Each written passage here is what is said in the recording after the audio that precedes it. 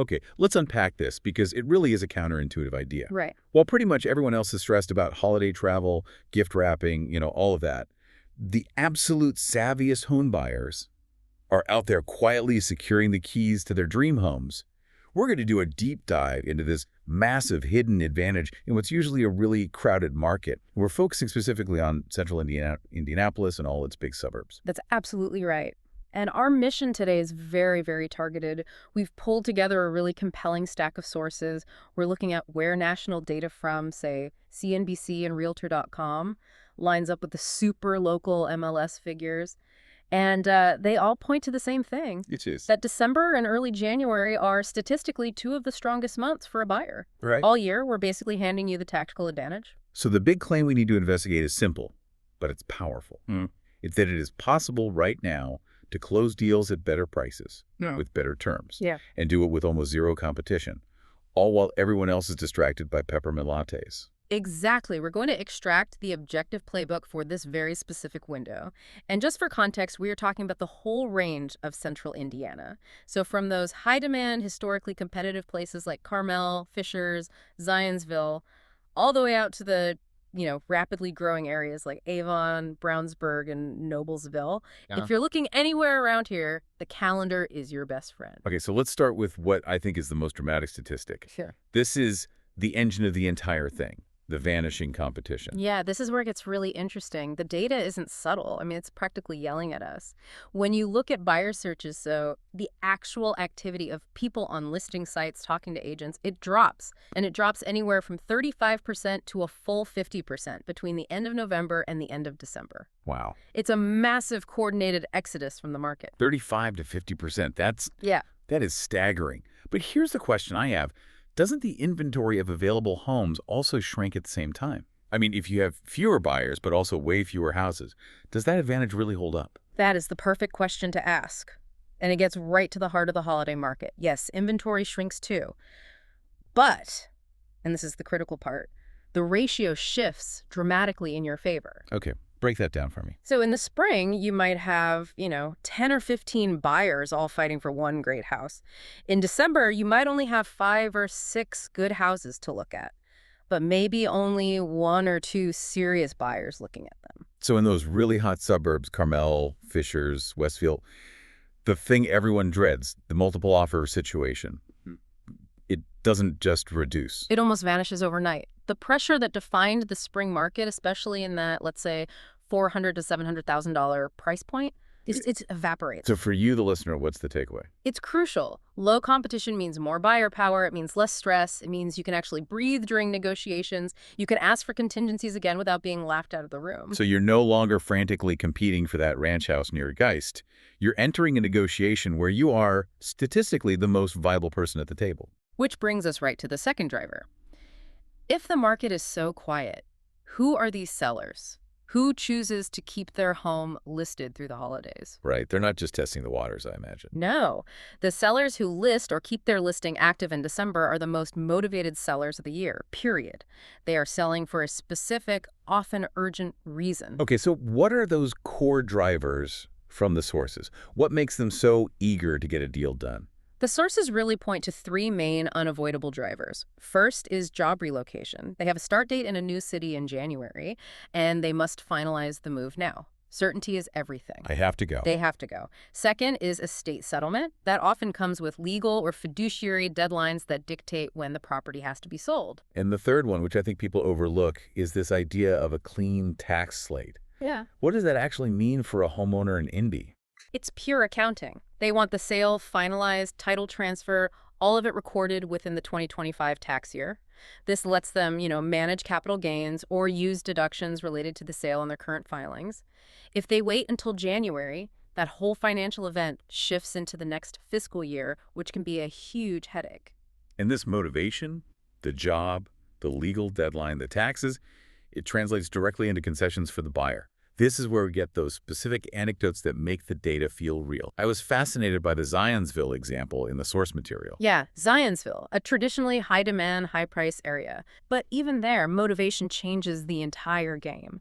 The source detailed a seller who just to guarantee a closing before Christmas, was willing to pay $12,000 toward the buyer's closing costs. $12,000. $12,000, and they threw in a 1-year home warranty on top of it.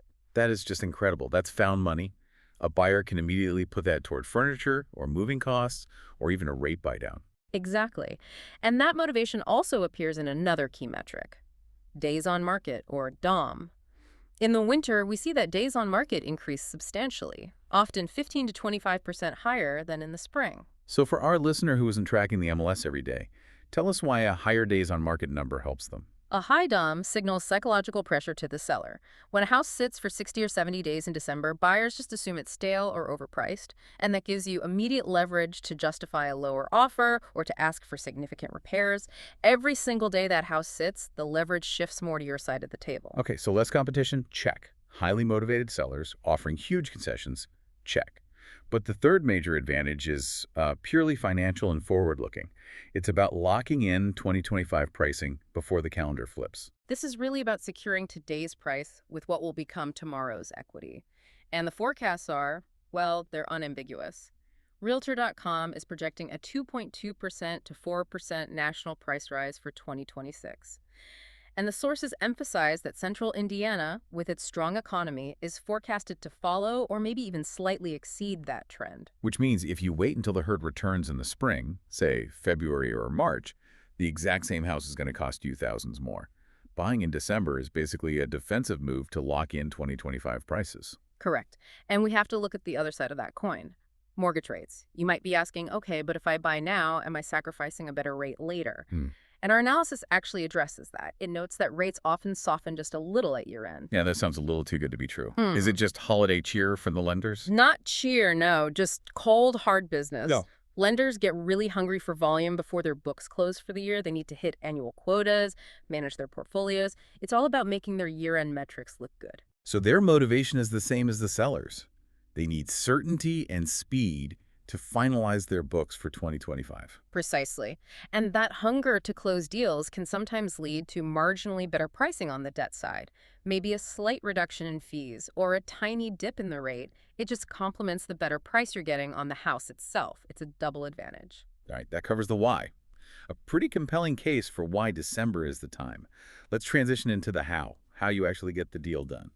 This is the holiday negotiation playbook. Exactly. And the tactical shift is understanding what you're selling to the seller. You are selling them certainty and speed. They want the weight of that listing off their shoulders and the money in the bank before New Year's Day. Okay, so what are the winning tactics? Let's say 3 winning tactics from the source material. Tactic 1, offer a short, decisive closing period. Specifically, target a 21 to 30-day close. That speed gives them the certainty they're desperate for. It signals you are serious, you're prepared, and you're not going to waste their time. Tactic 2, use that leverage to ask for seller-paid closing costs. The data we reviewed shows that asking for 2 to 3% in seller-paid closing costs isn't just common, it's pretty much expected in December in this market. You know, on a $400,000 home, 3% is $12,000 in your pocket. And tactic 3, be flexible on possession. This is often the difference maker. It costs you almost nothing but can secure huge concessions. For example, allowing the seller to stay until, say, January 5th, a short rent-back agreement, that little bit of flexibility can ease their logistical nightmare during the holidays. That makes so much sense. You're giving them breathing room. But what if the seller is financially solid? Let's say they push back on covering closing costs. What's a smart alternative to ask for? That's a great question. You shift the negotiation from cash to financing. Ask for a rate buy-down. For anyone listening, a rate buy-down is where the seller pays a lump sum to your lender at closing. And that money is used to lower your interest rate, usually for the first year or two. So instead of cash in my hand, they're actually buying down the long-term cost of my loan. That's a huge ongoing saving. It's a huge saving. The bottom line here is that sellers are just. They're open to different kinds of negotiations in December. It's not just about price. They'll negotiate closing costs, repairs, rate buy-downs. You're using their year-end deadline as your lever. Okay, now we've talked a lot about that 21 to 30-day close. And you might be thinking, closing fast in December sounds great in theory. But won't the holidays just delay everything? We have to talk about the logistical hurdles here. It is the single biggest risk factor in this whole playbook. It absolutely needs a strategy. You cannot rely on the usual slow processes. So what's the strategy? How do you maintain speed when half the country seems to be checked out? It starts with vetting your partners before you even make an offer. You must work only with lender partners who specifically guarantee on-time closings and 21-day turn times in December.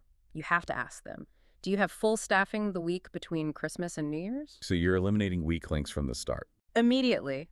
And what about the physical steps? The inspectors, the appraisers? Right. They're notoriously hard to schedule anyway. That needs immediate action. We're talking same-day execution.